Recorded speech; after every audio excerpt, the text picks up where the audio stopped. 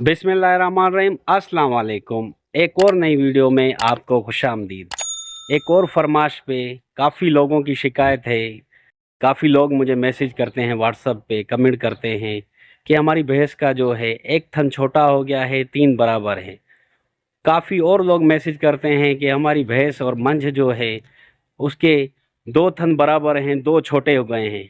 भाई इसका कोई इलाज बताओ। तो इसका देसी इलाज मुमकिन है। ऐसा आपको इलाज बताऊंगा, ऐसा नुस्खा ज़बरदस्त बताऊंगा जो ये मसला आपका हल हो जाएगा। ऐसा अच्छा सा नुस्खा है, आप आसानी के साथ आपके घर में मिल जाएगा। पर वीडियो आपसे गुजारिश है कि आपने शुरू से लेकर आखिर तक देखनी है। छोटी सी वीडियो है, ये आपके काम की है। 1 बाय 1 बताऊंगा, क्योंकि ये अगर मसला बन जाए तो जो उनके थन हैं वो सख्त भी बन जाते हैं, दूध भी उनसे कम निकलता है, और जो भैंस है उसके लिए समझो सेहत भी उसकी ख़राब हो जाती है। इसका अगर फौरी तौर पे इलाज नहीं किया जाए, अगर इसके ऊपर तवज्जो नहीं दिया जाए तो ये थनैला रोग भी हो जाता है। तो मैं आपको 1 बाय 1 बताऊंगा। पहले आपसे यही गुजारिश है, अगर आप मेरे यूट्यूब चैनल पे नए आए हो तो पहले इसको सब्सक्राइब करो और बेल के निशान को दबाओ, क्योंकि कोई भी वीडियो अपलोड होगी उसकी नोटिफिकेशन आपके पास पहुंच जाएगी। और अच्छा सा कमेंट और लाइक। तो चलो आज की वीडियो का तो भाई मेरे जो 2 ऑयल हैं, पहले मैं उनके ऊपर बात करूंगा। ये आप इस्तेमाल करें आपकी मर्ज़ी, नहीं करें आपकी मर्ज़ी, पर ये आपको इस्तेमाल करना चाहिए। जो पहला ऑयल है वो है सरसों का ऑयल, क्योंकि इससे जो है थन नरम भी होते हैं और खून की रवानी भी बेहतर होती है। जो दूसरा ऑयल है वो है नारियल का। इससे क्या होता है, जो थन की जल्द है वो भी नरम होती है, जो अगर दाने बन जाएं, खारिश हो जाए तो इससे भी आराम आ जाता है। तो ये जो 2 ऑयल हैं इनके लिए बेहतर हैं, अगर आप इस्तेमाल करो भी सही। तो भाई मेरे इस नुस्खे के ऊपर आपको तवज्जो देनी है, क्योंकि ये काम का नुस्खा है। जो पहली चीज़ आपने लेनी है वो लेनी है लहसुन, 1 पाव लहसुन लेनी है।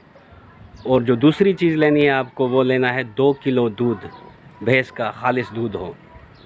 आपने ऐसे करना है, उस लहसुन को उस दूध में डाल के आपको इतना पकाना है, इतना पकाना है जैसे वो लहसुन जो है पेस्ट बन जाए, लहसुन है समझो उसके अंदर मिक्स हो जाए।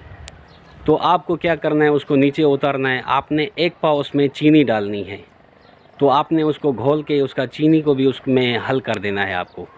जो तीसरी चीज़ है वो आपने डालनी है उसमें देसी घी, वो भी 1 पाव आपने डालना है। आप कोशिश करें कि आप उसमें देसी घी डालें।